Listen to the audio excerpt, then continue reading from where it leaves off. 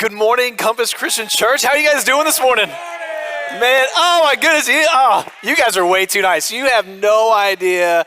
They brought me in and this is your fault. You invited me. So this is what's going to happen this morning. But before I get started, I might go over today, just to let you know. Is anybody over the age of 40? It's okay. It's okay to admit it. It's fine. I am just getting ready to turn 47 next week. Monday morning, I got out of my car. Yeah, exactly, right. I grabbed my backpack from the passenger seat, put it on my back, went to get out of the car. I turned, and all of a sudden, my back locked up. I was done. I was like, what is going on? I got out of the car. And so all week, I went to the chiropractor. I've been putting ice on it. So if at any point in time when I'm talking and I'm walking around and all of a sudden I do this real quick, it's because I made it, I don't know, I seized it up. I don't know. It's the craziest thing. I have decided I'm no longer getting any older. I'm done. I am, yeah, absolutely. I am Peter Pan syndrome on board. I am all about it. So, but again, thank you guys for being here this morning. Thank you for allowing me to be here. I want to say thank you to the leadership. Thank you for supporting Renew Christian Church, and I'll tell you a little bit more about that in just a little bit. I don't know if you guys know this, because of your generosity, because of the love and the care and the desire to see the kingdom grow in your through your leadership, you guys are our number one largest giving church. So thank you so much. Thank you for being generous, and thank you for loving us, and thank you for caring about the kingdom. And so I will tell you a little bit more about Renew in just a little bit. But you guys are in the middle of a series called Foundations. And as I was getting ready to prepare this message, I was like, I need to go see what Marty was talking about. Let's build upon this. And so as Marty has started this series, he started it off with the idea of building with a firm foundation, a good, solid foundation. The man that builds his house upon the rock is a firm foundation. If he builds on the sand, eventually that building will fall, it will crumble. If you've ever been to the Outer Banks or watched videos of the Outer Banks, not the show because that's not the real Outer Banks. It's not. But we know that those houses will eventually, they'll fall. They'll go back into the ocean, right? It'll eventually be reclaimed. But it's important to have a solid foundation to build that building upon, to build our life upon. And then last week, Marty was talking about the importance of demolition and getting rid of the old.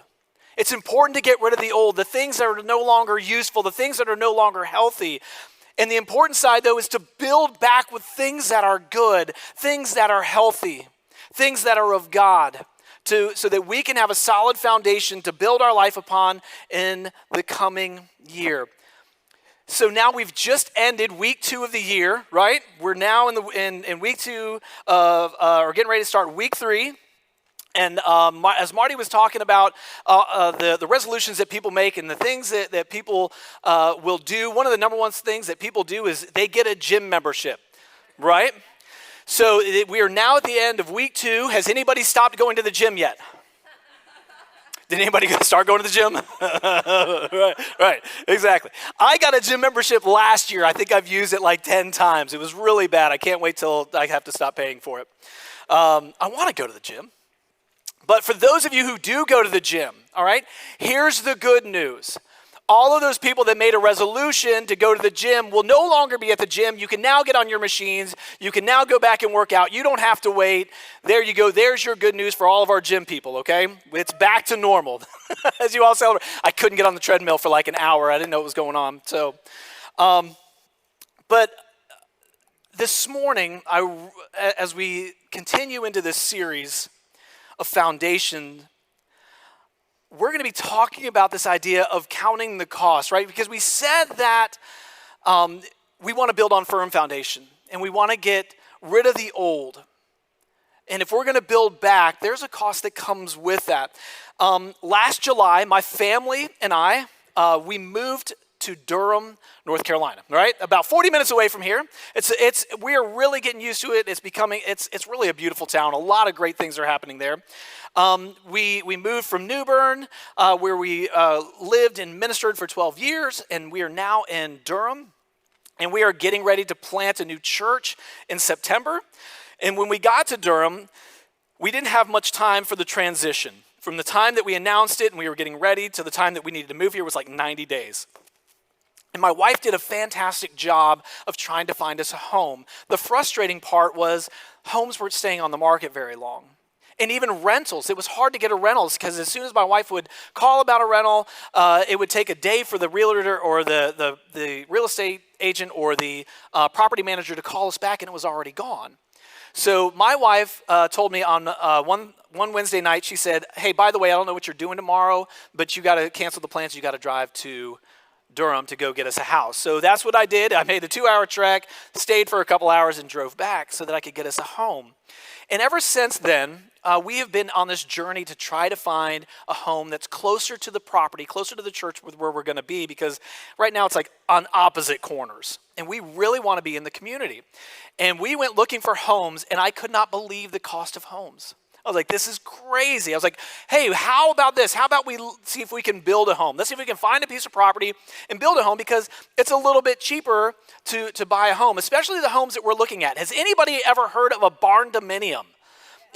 Dude, they're awesome. They're fantastic. If you've not heard of it, check it out on the internet. It's this growing trend. It's like these prefabricated metal buildings that they turn into homes, and it's awesome. Like it's like the cost of building them is much lower, and if I can get in early, it's not going to go up in price. Because as soon as it becomes popular, everybody wants one, right? And they begin profiting more and more. So we've been on this journey to like, can we do this? Can we build a home? And as we look at it, we're like, okay, so if we've got to buy a piece of property. And does that piece of property have sewer? Does it have electricity? Right? Does it have all the things that we need? Does it have internet? What is it going to cost to run internet? Look, I have 2 teenage girls at my house and a 10-year-old girl at my house and my wife, and I will tell you that internet at my house is life.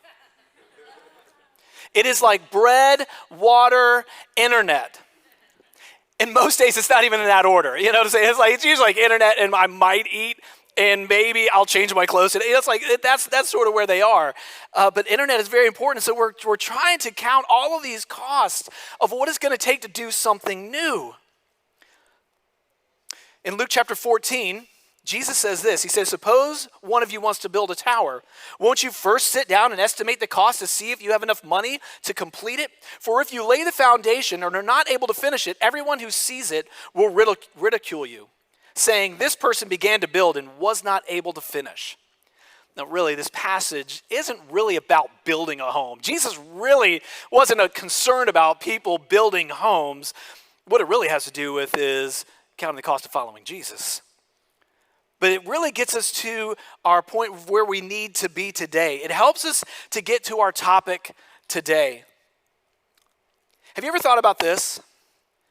With every decision that you make in your life, there is a cost that is incurred. You ever thought about that? I mean, think about it. I mean, really. With every decision that you make in your life, there is a cost that is incurred. Have you ever started a new hobby? Anybody ever started a new hobby? You're like, guys, like we love this stuff. Like we're like, hey, this is really cool. I want to start this new hobby. Maybe we have a friend that buys a motorcycle. We're like, yeah, I want a motorcycle. Or like maybe we have a friend who like gets some really cool tools in their garage. You're like, yeah, I can go and do this. I tried woodwork. I tried to start woodworking a number of years ago.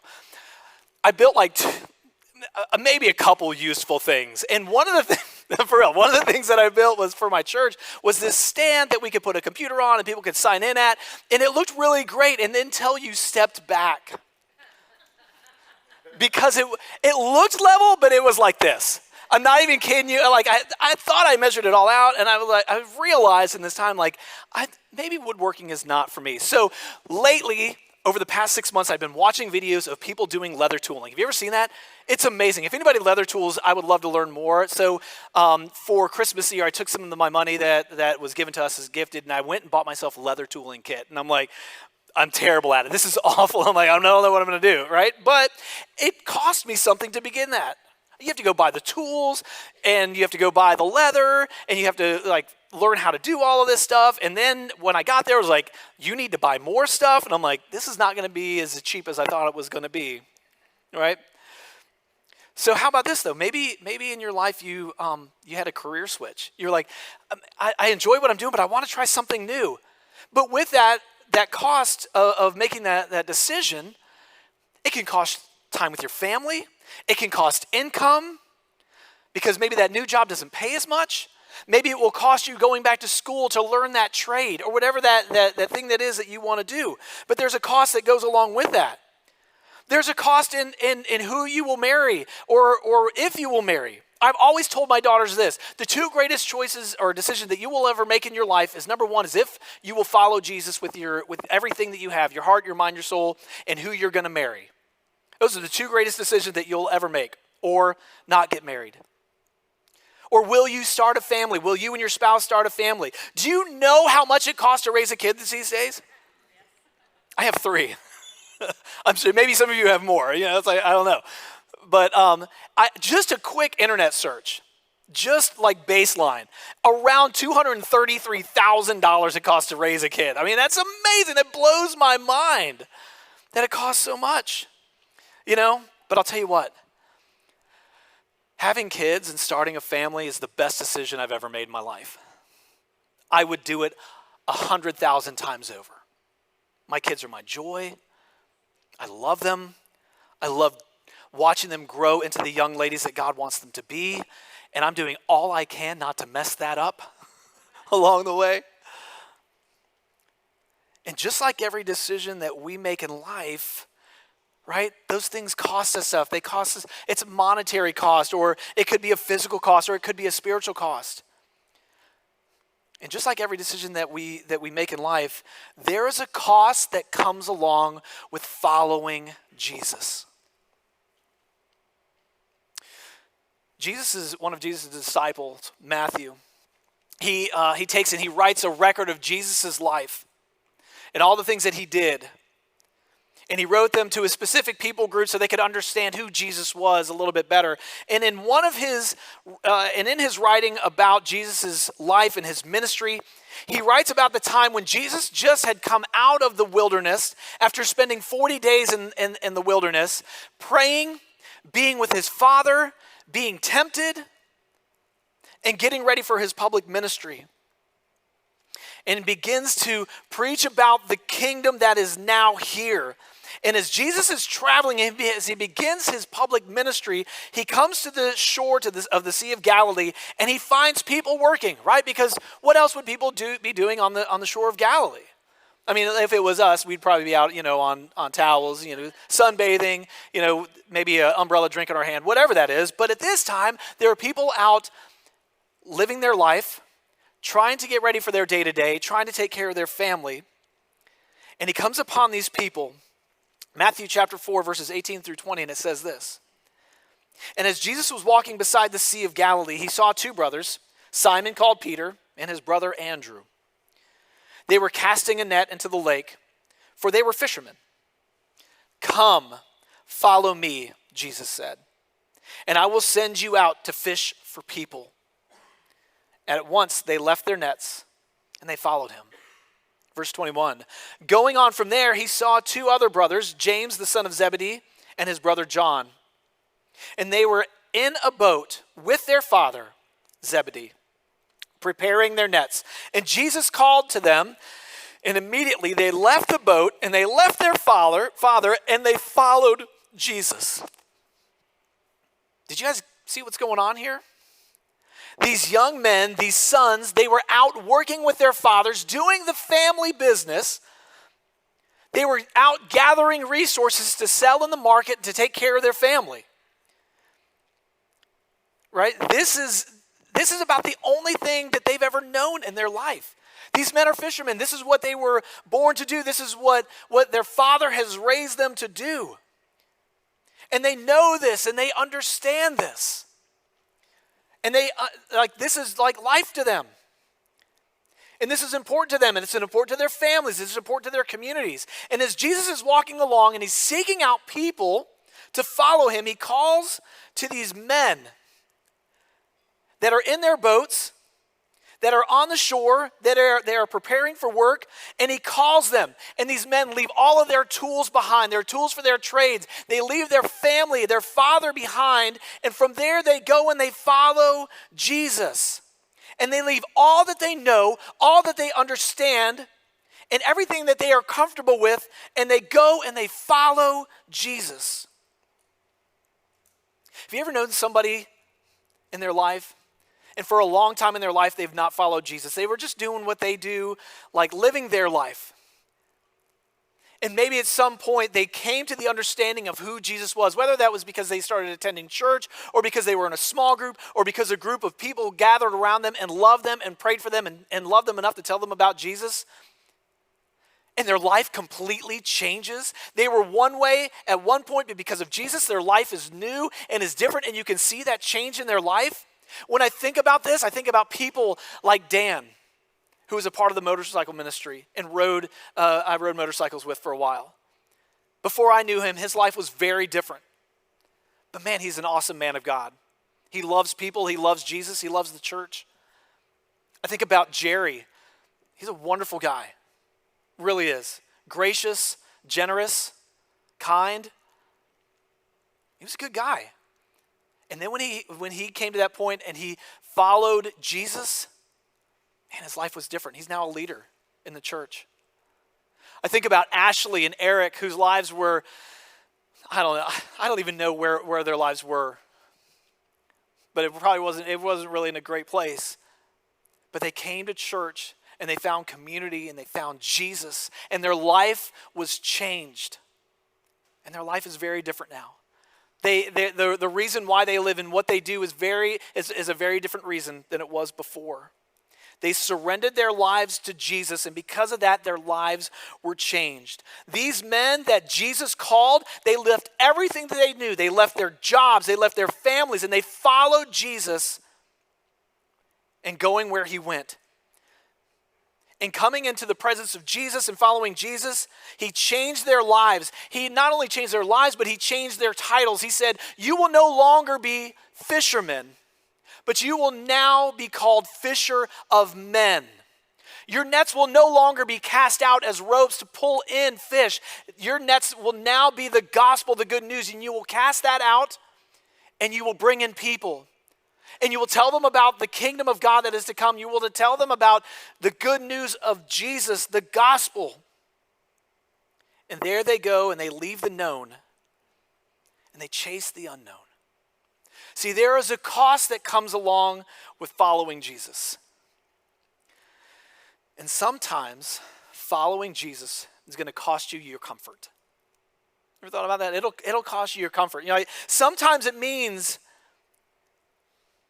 that you have to look at where you are and you look at all that you know and your job and your family and all the comforts that come along with it, and you give all of those things up. You give up the known for the unknown. You give up the comfortable for the uncomfortable. Let me say this. Don't get me wrong. I love comfortable, right? Don't we all? We love comfortable. We love the known. We love the day-to-day. The comfortable gives me security. It gives me comfort.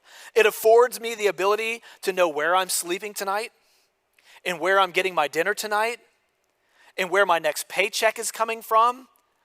And because Target and Amazon exist and I have 3 daughters and a wife, that gives me comfort to know where my paycheck's coming from, right?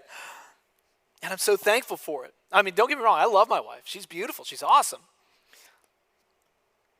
But see, Jesus calls us out of our comfort because it's easy to become dependent on the comfortable, right?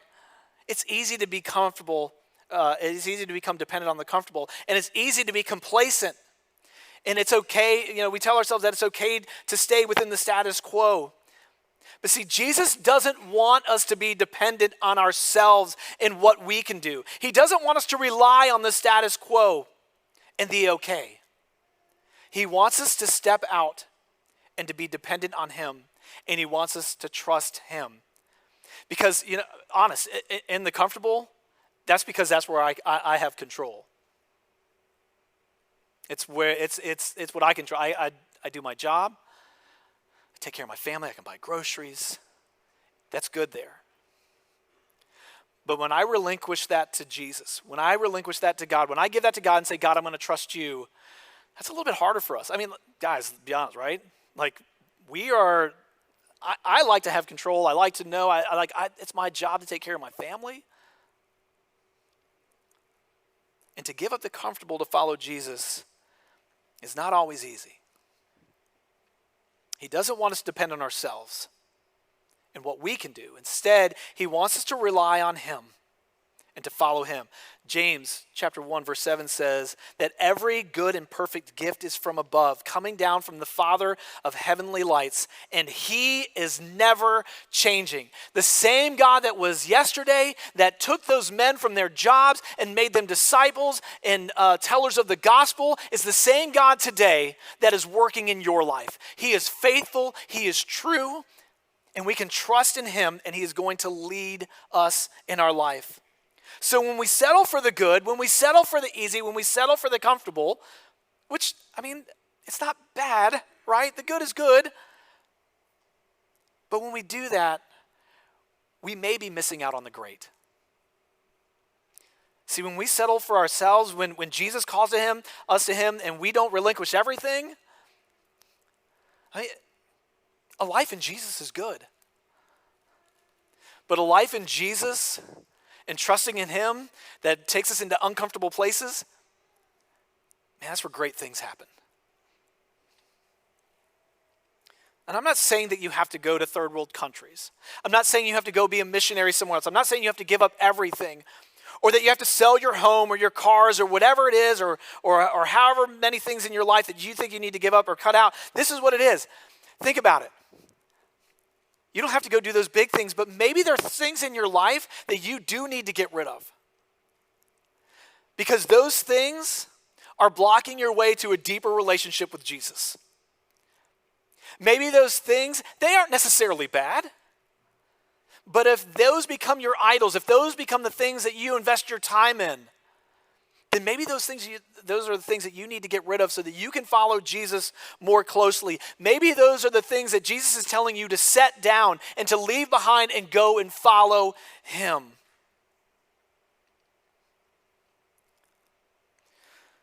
And sometimes following Jesus is going to cost us.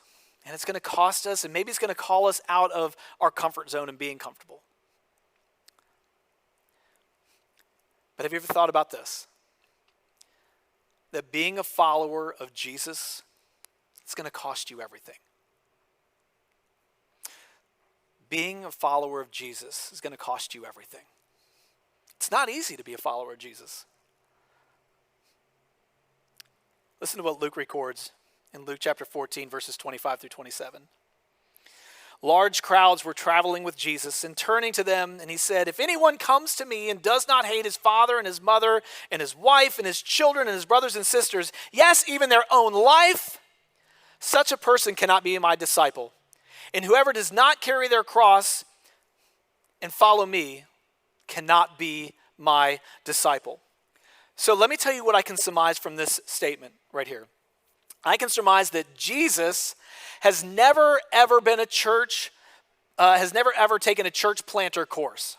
All right, he's never been in charge of a local, like trying to launch a church. Although be it he did, he launched it, right? But he's never gone through the courses. Because I'll tell you this, I don't think in any of my church planting courses did they ever say to me, make sure that you tell people that that they can't be your follower if they're willing to give up everything. All right, it's like those are tough statements. Everything that I learned about building a launch team is not saying, hey, I need you to like leave your family and everything and all that behind, and you got to hate your mom and dad and you got to go, right? Like never once was that ever in a handout I was given. But the reason he does this is that there's a large group following Jesus around. And maybe some of them were following him around because he heard about how he heals people, and all they wanted to do was to be healed. They wanted that physical healing in their life. Or maybe some of them had heard about how he fed so many people and they were hungry and they were like, I need my physical needs met, Jesus, and this is what I need. Or maybe it's because Jesus just brought around crowds, and who wouldn't want to hang out with the cool guy, right? Who wouldn't want to hang out with a guy where everybody wants to be around them? right? So maybe some of those people were even there just so that they could take a selfie with Jesus, right? I mean, that's what it is. Like, there were some people there who just wanted to go and take a selfie of Jesus. Maybe it's just like this, That's what who doesn't want that picture with Jesus, right? Hey, Instagram, IG, look, I'm hanging out with Jesus. Hashtag the Savior, hashtag, Kingdom of Heaven, like all of that stuff, right? But Jesus draws a line in the sand. Jesus calls to follow him, and when we do, you have to be ready to say to Jesus, all right, if this is what it means to follow you, then okay, not a problem. Jesus, I will leave my family behind to follow you. Basically, what he's trying to do is he's drawing a line in the sand and saying, who's really going to be my disciple? Who's really going to be my follower? Who's really ready to get out of the comfortable and to follow me into the uncomfortable? He says, anybody, if you're going to follow me, you have to be willing to put aside anything, leave anyone, and give up whatever those things that come before me. My family, my marriage does not work without Jesus coming first. Right? Jesus has to come first in my marriage. I love my wife. But if I don't love Jesus first, if I don't love Jesus more, then I don't love my wife in the right way. I love my daughters. But if I don't love Jesus more than my daughters, then I'm not raising my daughters the right way.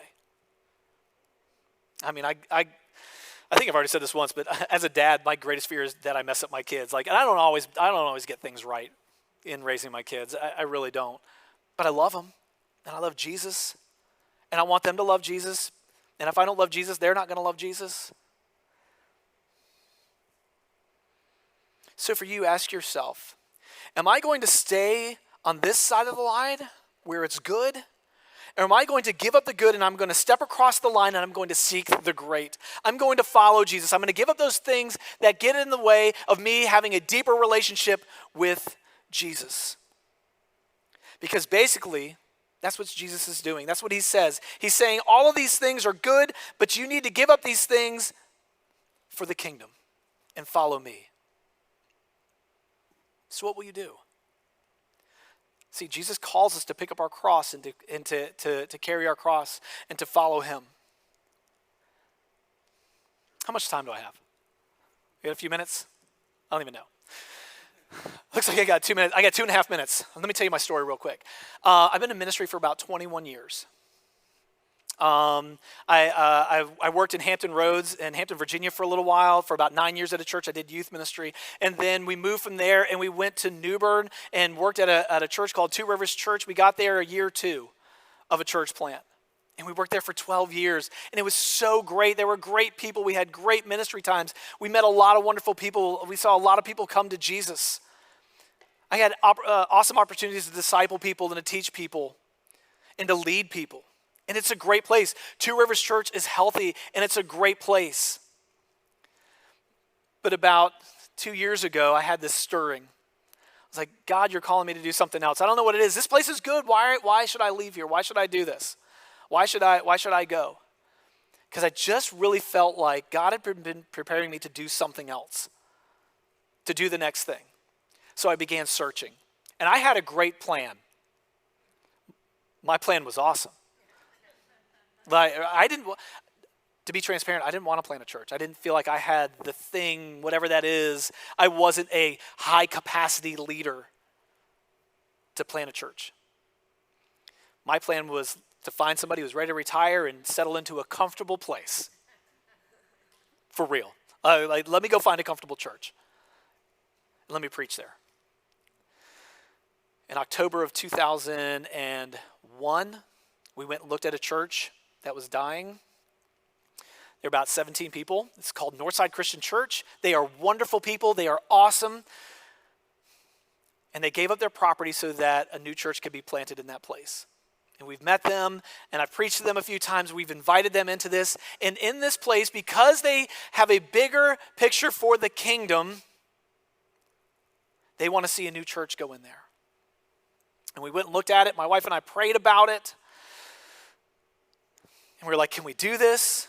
Should we do this? Do we really want to go to Durham? and my wife and I went to church planner assessment. Basically, that's where you go and we sit with a couple of people and they ask you questions about your marriage and your finances and your spiritual life and how you interact with people. And there's a counselor there, and they evaluate you, and they're like, "Are you healthy enough to go and do this?" And they came back and they said, "There's some things you need to work on." Duh. Duh. Yeah, I know that. Absolutely. But they said, "We think that you can go and do this."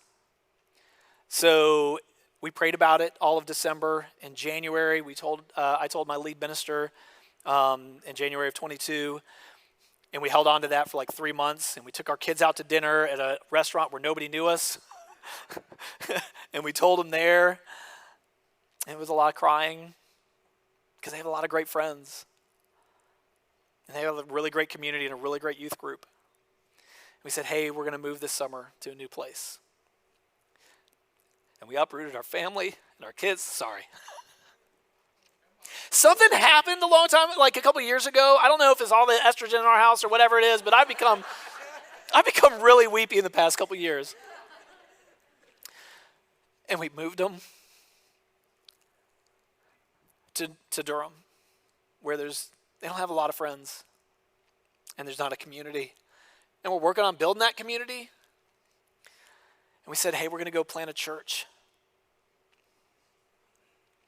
It's been an awesome adventure so far. It's been ups and downs. There's been days where my wife has said, "I'm ready to move back."